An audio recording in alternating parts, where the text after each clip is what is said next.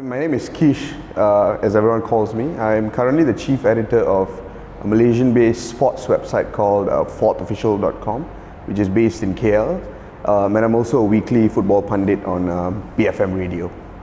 Tell us a bit about your website, fourthofficial.com. It's a new setup, I understand? Yeah, it's relatively new, to be frank. It's started out in 2014, 2015, around that time. It's basically a site that covers most of the major sports that are popular in Malaysia. So you've got football, you've got badminton on the other side, you've got squash, hockey, and we try to do news, we try to do features, we try to do exclusive interviews. The end goal of the site is really to be a modern content producing site to resonate well with local sports fans in Malaysia, especially the younger generation. What's your niche so far in terms of coverage, sports coverage? Which particular sports are you the best in? I think we try to do as much as we can in doing a lot, but obviously at the end of the day it always goes back to football. We are a football crazy nation, like it or not. You go to restaurants, you go to pubs, you go to bars. On the weekends you'd see Premier League coverages, English Premier League, you'd see Spanish football, you'd see the Champions League. When the World Cup comes into the picture, Malaysia goes absolutely insane as well. But at the same time, there's actually a very strong following for local football in the country as well, especially in outside the Klang Valley. You go to Perak, you go to Kedah, and these days, if you go to Johor, where the whole Southern Tigers revolution, led by the Johor Crown Prince Tunku Ismail, has been reviving the passion for football in the state as well. So football is, at the end of the day, our niche area. That's where majority of the interest for Malaysian lies in, and we try to do as much of that. So do you play football? I used to play field football quite a bit when I was in high school, but these days it's a bit more of futsal. Eventually, I think it's a problem that everyone encounters. Eventually it becomes difficult to just gather 22 people for a 2-hour session of football. It's much easier to just find 10 people and play futsal instead. So yeah, I do a lot of futsal these days, but obviously there are days when you look back and you really miss, playing football on the white pitch and running around on the actual grass. Yeah.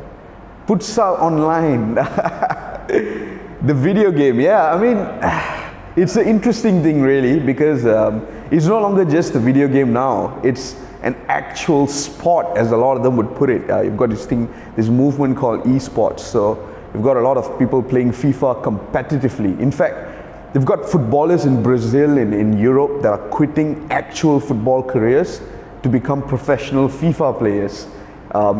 In FIFA, when I say FIFA, it's the esports. So they play it online, they play it on the console, like your PlayStations and whatever, and they do it professionally. So it's an interesting world really in terms of how it's evolving and whatever not. I mean, yeah, I am sucked into it as well, I suppose. I do play FIFA as well occasionally. So when you can't move your legs, you move your fingers? Yeah, when you can't move your legs, you move your fingers. It's a lot more convenient. You sit under the aircon as well.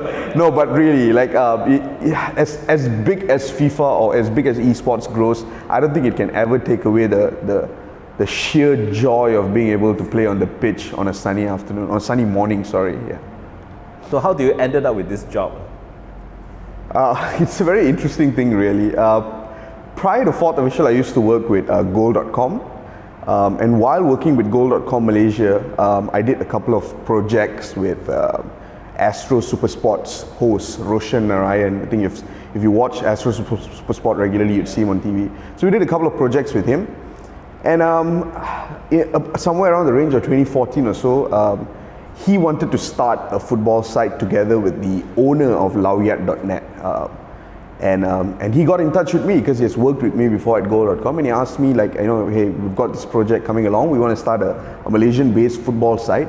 Now I know you only do football, but like this is going to be a Malaysian-based sports site. It's going to look at every other sports as well. And he asked if you'd like to be a part of the project. And at that point, I was a regular editor at Goal.com, and when an opportunity presented itself for me to spearhead an entire project by myself, I jumped at it because it was an incredible learning experience, and even till today I'm still learning on a daily basis on the job. Do you think it is luck that brought you this job? I get asked that quite a bit, to be honest. I'm really not sure if it's luck. I think it all boils down. I think luck plays a part in various different circumstances or processes in your life. To a certain extent, it comes into the picture as well. But at the end of the day, I think it's also about meeting the right people. It's about doing the right things, and it's about putting in 110% into everything you do. I mean, I don't like saying stuff like this, but I think had I not do well in the projects that I worked with Roshan during my time at Go.com, it would have probably been impossible for me to land a job at 4th Official, because he only got back to me. He only contacted me because he's worked with me before. So had I not worked with him in the past, probably I would have not landed this job. So it's a combination of different factors. But yeah, probably luck maybe comes into the picture a little bit. In doing this e-reporting, you know, in the online media, social media, when talk about sports, do you think you get to use a lot of creativity in your job? What I love about online journalism is that it's never a monotonous process. Because of how the world consistently evolves on a daily basis, you have to play catch up. So the processes that we undertook as a website when we first started out in 2014 and 2015 is completely different to what we do today, both in terms of content production, in terms of strategies that we employ on our social media platforms, in terms of the way we manage the site layout, the structure of the website. It's all evolved, it's all changed, because the Facebook algorithm changes, Twitter algorithm changes, the way Instagram is able to reach users also evolves and changes. So we've got to keep up. On a daily basis, we are consistently reading IT trends and technology trends to identify different changes that are happening so that we can keep up to it. And obviously when these changes happens, you've also got to think creatively to produce content that's engaging. The modern generation just loves content that's engaging, content that they can relate to, but also more importantly, content that they can respond to. And that's what we try to do as well. We try to come up with interactive contents that people can read and comment to us and tweet to us about. So if you were to access our social media platforms, it's not one way, it's not monotonous, it's not us giving you news, it's us giving you perspectives and you responding and us responding back to you. So it's a 2-3 way process, and it's something that we've got to evolve on a daily basis, and I really enjoy that. So at the age of 25, you have already become an editor, yeah, for this up-and-coming sports portal, which I think is going to go big, yeah, and go popular. So do you think that is a big responsibility for you? I think it is. It's one of the main reasons why I jumped at this opportunity was because of how daunting it was, and I think throughout my journalism career and whatever I've done since the past as well, I've always realized that the biggest learning curve for me happens when I jump at an opportunity that I have completely zero idea about. So when I jumped at 4th Official, at the opportunity of becoming the chief editor for 4th Official, I had no idea what was I going to do. Like, because prior to that I was just a regular editor. But that was what I loved about it. So I jumped, and on a daily basis I'm learning. So obviously there are downfalls, and obviously there are moments that are pretty good as well. But it's a learning curve, it's a learning process. So the responsibility is big. But it's something that I really enjoy. It's something that on a daily basis I wake up and I know there's something important for me to do today. There's something important for me to learn today as well. And that's what I like about it. So it's not boring, it's not monotonous, and I'm evolving on a daily basis, and I can't complain, to be honest. Yeah. So Keesh, you being Ipoh born, yeah, a local Ipoh boy, have you ever, during your Ipoh days, have you ever imagined that you becoming a chief editor of online sport portal, doing what you are doing today, you know? Absolutely not. Like when I was in high school, when I was in primary school, I mean, the one thing I always knew from a very young age was that I loved football. Whether it was the other sports, maybe, yeah, but I was a football crazy guy. A lot of my friends were into music. A lot of my friends were into watching movies, and some of them would spend their weekends and days playing PlayStation and games. I was never into any of that. All I ever wanted to do is just watch football and play football and read about football and just rant about football. You'd find me having conversations about football wherever whether it's in school, whether it's in tuition classes. But I never looked at it as a tangible career opportunity, really, because it always seemed something that wasn't normal. You know, you come up when you were raised in a traditional family in a quaint little city like Ipoh. There's that whole notion that, you know, at some point you need to either become an engineer or a lawyer or a doctor or some sort of a professional really, and the whole art scene or the whole journalism scene is a scene that's not relatively. It's very difficult for a regular Ipoh boy to relate to it. So if you were to ask me, if I were to rewind 10 years back, 2007 or 2008 or even 2009, would I become a sports journalist at some point? I would have probably laughed at you for saying that to me. Yeah. Now, I understand that when you were in your secondary school, you were not as outspoken as you are now. So share with us what actually happened. What transformed you? I was a very timid kid. It was something that was probably very difficult for me to admit in the past, but these days I'll gladly talk about it openly as well. I was really timid. I was really shy as a kid. It goes back to simple things like when we used to move schools, even at the age of like 10, 11, 12, I wasn't comfortable with simple things like moving schools. The first 3 weeks of me moving to a new school when I was 10 years old or 11 years old, I used to cry every single morning. Even when my parents forced me and dropped me off at the school, I used to jump out of the gate, make an attempt to jump out of the gate, and there'll be this whole dramatic James Bond scene where the prefects are holding me back and keeping me in the school. But it was change, and a new sense of surrounding was something very difficult for me to adapt to. And that was primarily because I had a very low self-esteem. I had very low self-confidence as well. To be honest, like maybe years down the line, when I reflect again, I would be able to understand why I had a very low sense of confidence. But at this point, I think it's still relatively vague. But yes, I did have a low self of confidence, and I think that process, that part of me sort of started changing when I was in the latter half of my secondary school days, when I found the Gavel Club, which is the Junior Toastmasters Club.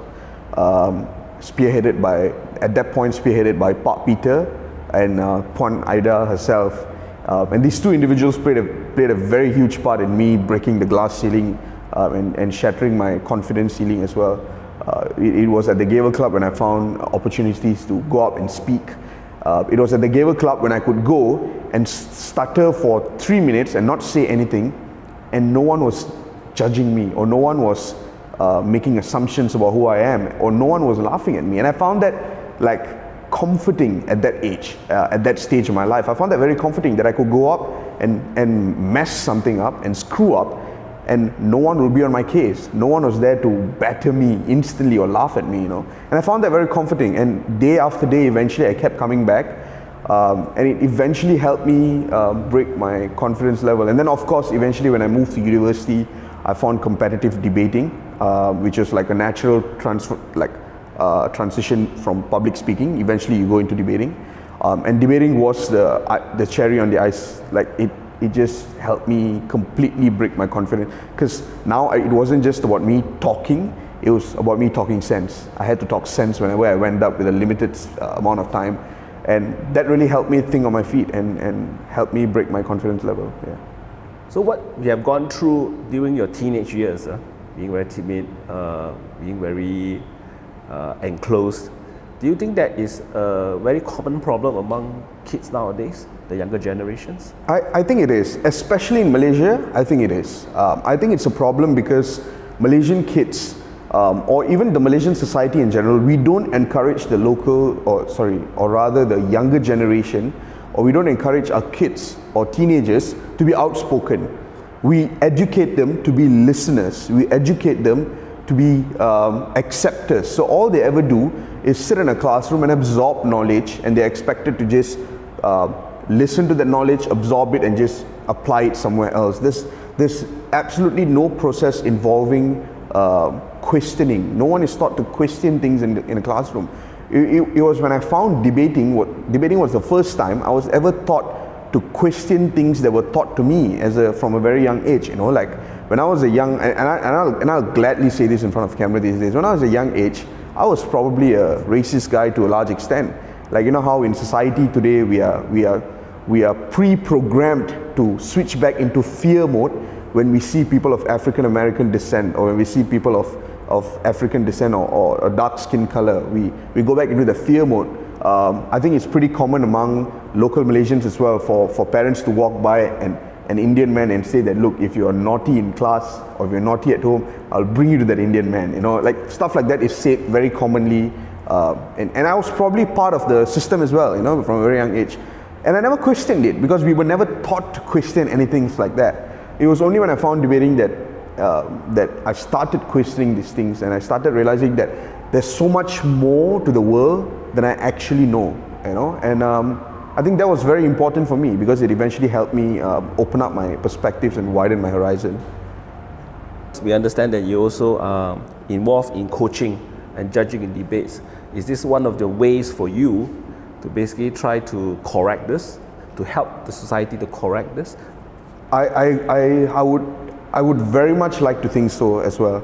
I know debating is still to a large extent in Malaysia a very exclusive thing. Only certain schools have access to it. Not a lot of schools are open to the idea of competitive debating yet. But it's a process that will take time. And at this stage, I'm just glad to be a part of the process. It's a process that's expanding. The Malaysian debate circuit is expanding vigorously on a yearly basis. We have been doing really well on the international scene. I think you would have read about it on papers as well. Our debaters from UiTM, Shah Alam, and even the international Islamic universities have been doing really well at the World Championships. Some of them have finished second in the preliminary stage of the World Championship. And that's a massive feat. Because like 5 years back, the notion of this even happening was impossible. So part of the reason why I still go back and try to judge in as many debate tournaments is because there's something very satisfying about seeing these kids come into the debate circuit as naive kids, as kids who are still relatively close-minded in the way they think about the world. And a couple of months later, you see them really bright. You see them evolve into this person who's a lot more compassionate and understanding about the world and the different problems that occurs around it. And that's a nice transformation to see. And it's a satisfying one too, because you know these people will grow up to be better human beings than anyone else can ever be. Yeah. One of the reasons why the English debate scene, like people sort of got really shocked when this team started doing well, was because within the debate circuit as well, there's a bit of a notion of discrimination towards people outside of mainstream English-speaking countries. So there was a point when all your white judges, when all your judges from modern European countries wouldn't credit your Asian speakers or your English as second language speakers as much as they deserve. You know, but I think that barrier is slowly being broken now with a lot of practice. And it's great to see really doing well in the Chinese debate scene as well. I can only hope that the barriers between these scenes are eventually broken so people can interact and grow together. How do you prepare yourself in staying sharp and being creative all the time?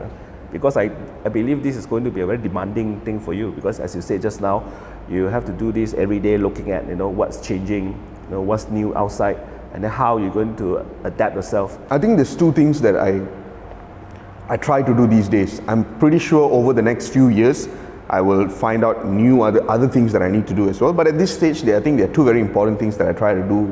When I say it means like the whole team as well, what we try to do as a whole. The first thing is we have to stay alert on what's going on. So on a daily basis, we're just reading a lot. We read a lot because we have to know exactly what's happening in other parts of the world. We have to know what's happening in the local sports scene. We try to keep up with the different publications that exist here. So we have to stay sharp and on the dot. And the other part about being sharp and on the dot is also, unfortunately, being on social media all the time, because that's where news breaks. And as much as we hate being on social media all the time, but we have to do it. So we've got to be on Twitter. You've got to refresh Twitter every now and then to see what's coming up, because people tweet news. News breaks on Twitter first these days before it even goes to a newspaper or a website. Facebook as well, and then you've got Instagram, Snapchat. There's a variety of social media channels. So we divided within the team to track different channels to make sure we are up to date. But I think the more important thing in terms of what we do is to always engage with our readers and know what they want, because the modern social media world the modern news world or journalism world isn't just about us presenting a set of facts or a set of perspectives for the readers to read and then it stops there. No. It's also about what the readers want. The readers get to dictate the content that they want to read about and what they see. On their Facebook pages, they can choose what appears on their news feeds based on the pages that they like. So if they don't like a certain page, the content from those pages won't appear on their news feed. So our job is not only to protect the value of journalism in terms of what we provide, but at the same time, we've also got to bend the rules and adapt to what the readers want to read. Because at the end of the day, if all we do is provide facts, but we don't relate to the readers at all, we don't engage with them, they don't feel connected with us in any way, then none of our content reaches them. Then it's pointless. So that's what we try to actively do these days, is to relate to the readers, speak to them on Twitter. When we go down to the ground, when we go down to stadiums to cover games, we don't just focus our coverage on the games. We focus our coverage on even the little things like a burger stall that's set up next to the stadium. There's a story there, a guy who has traveled 500 kilometers to watch his team. That's a story there that people can relate to. So there are different stories that are sports related that we try to engage with and make sure we know consistently on a daily basis what the fans want, what the readers want. Yeah. Tell us a bit about your plans going forward. What do you have in mind? What do you want to do? Right now, my head is completely focused on fourth official for the time being, and also I really enjoy the football punditry that I do on BFM. I really enjoy it a lot. But fourth official is the main goal for the time being. The goal is to continuously expand. Right now, we're doing Malaysian sports, but eventually, within the next few months, our aim is to start covering Indonesian football and Thai football. So we are looking to expand our coverage range to focus on different parts of the ASEAN football culture, because I think people get to read about the English Premier League everywhere. There are a million of websites that covers the English Premier League, but we think ASEAN sports deserves a bit more coverage, a bit more recognition, a bit more respect as well in terms of what it's capable of achieving over here. For instances like recently Faiz Subri won the FIFA Puskas Award. That was massive, It was an individual award. It was nothing to do with the level of football in the country or whatever, but it was still an eye-opening award. Like, as a result of Faiz Subri winning the Puskas Award, people now know about football in Malaysia to a certain extent. People know about Penang Football Club, So there are a lot of different things that we're trying to do, and hopefully Indonesia and Thailand becomes a big part of our project. And obviously the end goal eventually is to expand to other countries in Asia as well, if possible. Yeah, but we're all about supporting your local sports scene. That's the primary goal. Have you set a timeline for yourself staying in fourth official to do this? I really enjoy what I do for the time being. So I suppose it's a good thing that I don't have a timeline. It reflects on how much I'm enjoying it. I don't know, maybe in future, but at this rate, the way it's going, I'm really positive about what we can grow into and what we can achieve. And I really like the role that I have, which is a role that I'm allowed to grow in on a daily basis. I think that's very important because, money is something you can find everywhere. There's different jobs and different roles out there, but not every role guarantees you an opportunity to improve and learn on a daily basis. There are some roles that become repetitive after a while. And that's my biggest fear. I don't want to be in a role that's repetitive, which is why I can't complain about the role that I have right now, because it's a role that I'm learning on a daily basis, and that's something that I deeply crave and desire. So for those other countries that you want to cover, are you still going to use English as a medium for reporting? We will, I think when we move out to other languages, like when we move out to Thailand and Indonesia, chances are we would go towards their local language. Because we will try to do the good thing about fourth official is we are a bilingual site, we are a multilingual site at this point. Even in Malaysia, we do our articles in Malay and English. We don't have a single language priority. We have Malay articles that are going up as well. And if we were to move to Thailand and Indonesia, we'd probably still do stuff in English, but at the same time, we will still try to do stuff in the local languages that are prominent there. So Thai language and your Indonesian language. So if you do local language, actually, aren't you limiting your market to just only to that particular country rather than going regional? No, exactly, which is why we will do both English and the local language. So like the English language coverage on Thai football would be accessible for people outside of Thailand to be able to read, right? But at the same time, I think we want to appreciate the way local football or the way local sports is enjoyed in these countries, which is via the language that they are most comfortable with. What do you consider yourself as? Journalist. If you are allowed to change things, what would that be? I would like to break the bubble between the liberals and the conservatives. Who is your favorite footballer? Paul Scholes. Who is your favorite sportsman? Favorite sportsman, Muhammad Ali. Which one is your favorite football team or sports team? Para FA. Which sports do you like the most? Football, hands down. So what do you wish for your country? A better football, national football team and a better local football scene. Right now, I'm reading, at this stage, I'm reading Leadership by Sir Alex Ferguson. If you were a famous literary character in a novel, a play or a poem, who would you want to be and why? If I could be a guy from a movie, I would really like to play Morgan Freeman in The Bucket List. Name one living author or writer and one dead writer that you identify with the most and tell us why.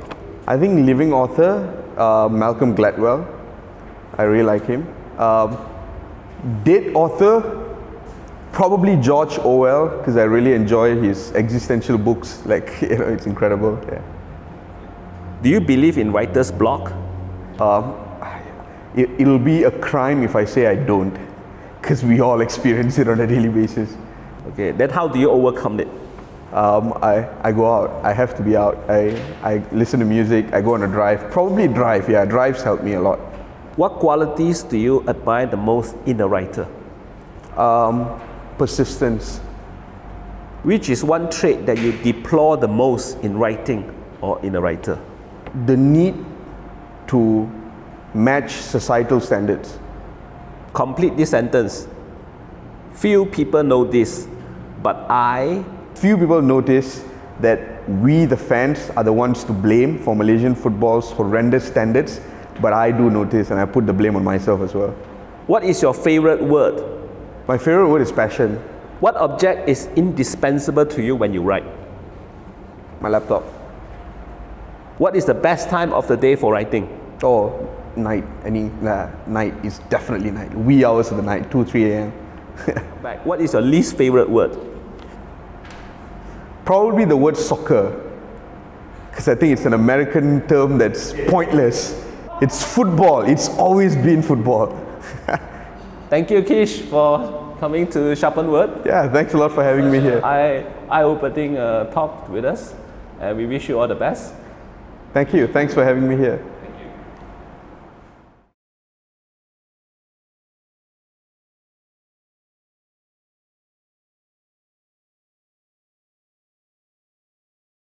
My least favorite word?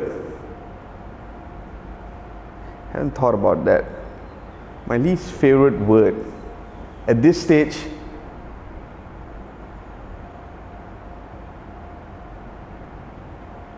wow.